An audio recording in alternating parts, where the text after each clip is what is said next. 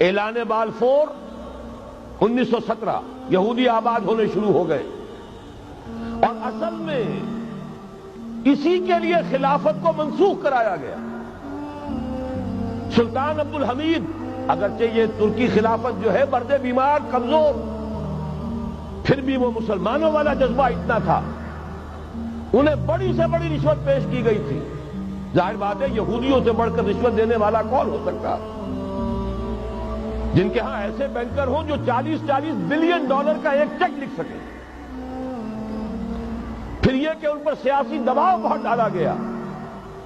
انہوں نے جب تک خلافت عثمانیہ برقرار رہی، یہودیوں کو فلسطین میں آباد ہونے کی اجازت نہیں دی، کہ جو معاہدہ کیا تھا حضرت عمر نے رضی اللہ تعالی عنہ، خلیفہ ثانی نے، خلیفہ راشد نے، ہم اس کے پابند ہیں، اور ہم یہاں یہودیوں کو آباد ہونے کی اجازت نہیں دیں۔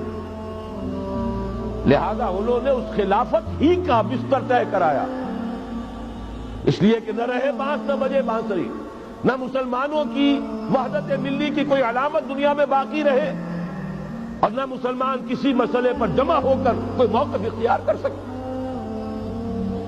اعلان بالفور کے نتیجے میں آبادکاری شروع ہوئی۔ 1948 میں اسرائیل قائم ہو گیا، معجزہ ہو گیا۔ 1967 میں اس کی توسیع ہو گئی۔ اس میں ایک بات اور بھی عرض کر دوں، یہ سارا کس طور سے ہوا ہے کام؟ آپ نے زائنزم کا نام تو سنا ہے، صہیونی تحریک۔ خود اس کا جو بابا اعظم تھا، آرڈر آف الومیناٹی، 1776 یکم مئی یہ نظام قائم کیا بھائی صاحب نے، اور اس نظام کے تحت فری میسنری اور lodges of the great Orient قائم کیے گئے۔ یہ سارا ہتھ کنڈا وہ ابلیسی نظام، اس کی تفصیل ایک کینیڈین آتھر نے لکھی ہے کتاب میں، پاؤنڈ ان دی گیم۔ یہ سارا دھندا ایک شیطانی چکر ہے، ابلیسی چال ہے، اور اس کے ذریعے سے اسرائیل قائم ہوا، اور اس کی توسیع بھی ہوئی 1967 میں۔ اب یہاں تک پہنچنے کے بعد ان کے پیش نظر بقیہ دنیا کی تسخیر اور اسے فتح کرنے کا معاملہ ہے، اور سب سے بڑھ کر اسلام کی بیخکنی اور اس کا راستہ روکنا، یہ ان کے پیش نظر ہے۔ یریدون لیطفئوا نور اللہ بافواہہم۔ صورت اس وقت کیا ہے؟ یورپ اور امریکہ سے آپ مشرق کی طرف آئیے، پہلے عالم عرب ہے، عرب مسلم ورلڈ۔ مجھے یہ کہتے ہوئے سخت دکھ ہو رہا ہے، پورا عالم عرب وہ فتح کر چکے، وہ عرب ممالک کے جو اسرائیل کے ساتھ کسی میز پر بیٹھ کر گفتگو کرنے کو تیار نہیں تھے۔ آپ دیکھ رہے ہیں کہ لائن لگ گئی۔ کبھی صرف انور سادات نے ریکگنائز کیا تھا، پوری دنیا میں شور مچا تھا، اس پر لعنت ملامت ہوئی تھی۔ اب تو ایک ایک کر کے، وہ شاہ حسن ہو چاہے شاہ حسین ہو، اب تو وہاں سے ویزے ختم ہو رہے ہیں۔ سعودی عرب اور امارات، انہوں نے جو کچھ کاروباری بندشیں لگائی ہوئی تھی وہ ختم کر دی گئی، ان میں نرمی پیدا کر دی گئی۔ یہ صورتحال ہے کہ واقعتاً ان کی جو عالمی تسخیر کا پروگرام ہے وہ آگے بڑھ رہا ہے، اور بدقسمتی سے امت مسلمہ کا جو قلب ہے، اس امت کا قلب امیین پر مشتمل ہے۔ هو الذی بعث فی الامیین رسولا منہم یتلو علیہم آیاتہ ویزکیہم الی آخر الآیہ۔ حضور بھی امی تھے، انہی میں سے تھے صلی اللہ علیہ وسلم، لیکن آج وہ قلب جو ہے عالم اسلام کا، وہ یہودیوں کے شکنجے میں کسا جا چکا ہے۔ اکثر وہاں کے جو حکمران ہیں، امریکہ کے ایجنٹ ہیں، اسٹوڈنٹس۔ یہ حالات جہاں تک عالم عرب کا تعلق ہے، تلخ حقائق ہیں جو بیان کر رہا ہوں، اس لیے کہ آپ کے سامنے رہنا چاہیے۔ یہ جو اقبال نے کہا کہ دنیا کو ہے پھر مار گئے روح و بدن پیش، ابلیس نے پھر اپنے درندوں کو ابھارا، اللہ کو پاور دیے مومن پہ بھروسہ، ابلیس کو یورپ کی مشینوں کا سہارا۔ یہ دوبارہ ایک بہت بڑے پیمانے پر حق و باطل کا گھمسان کا رنگ پڑنے والا ہے۔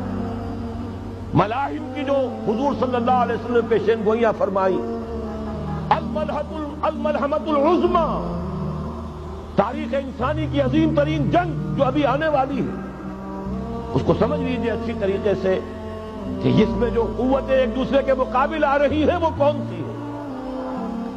نیو ورلڈ آرڈر کہنے کو امریکہ کے زیر قیادت ہے، حقیقت میں امریکہ خود یہودیوں کے پنجے میں ہے۔ یہ وہی ابلیسی طاقت ہے جو آگے بڑھ رہی ہے۔ عالم عرب کو فتح کرنے کے بعد اب ان کے پاس اگلا عالم اسلام کا حصہ ہے، غیر عرب مسلم ورلڈ۔ ایران ہے، اس کے شمال مشرق میں ترکستان ہے، روسی اور چینی، مشرق میں افغانستان ہے، پاکستان ہے۔ یہ ایک بہت بڑا سالڈ بلاک ہے۔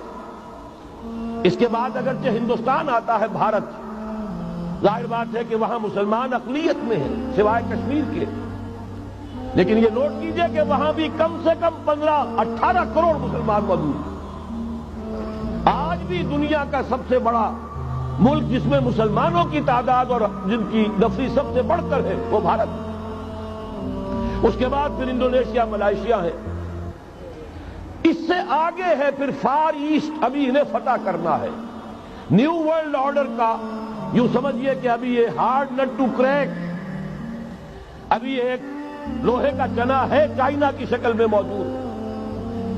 اور مجھے یاد آ رہا ہے ڈی گال کے الفاظ بہت سے لوگوں نے سنے ہوں گے، اس نے کہا تھا کہ ہم نے خام خواہ روس کو اپنا دشمن بنا لیا ہے، وہ تو ہمارا بھائی ہے، وائٹ ریسس، وہ تو بنیادی طور پر یورپین قوم ہے۔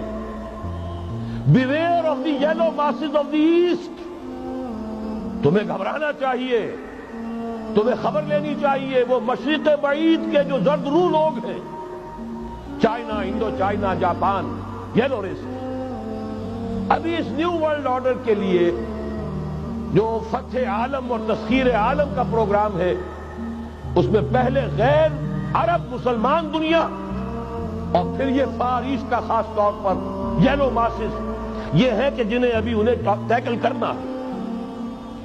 اور اسی لیے میں عرض کرنا چاہتا ہوں، حقائق ہمارے سامنے رہنا چاہیے۔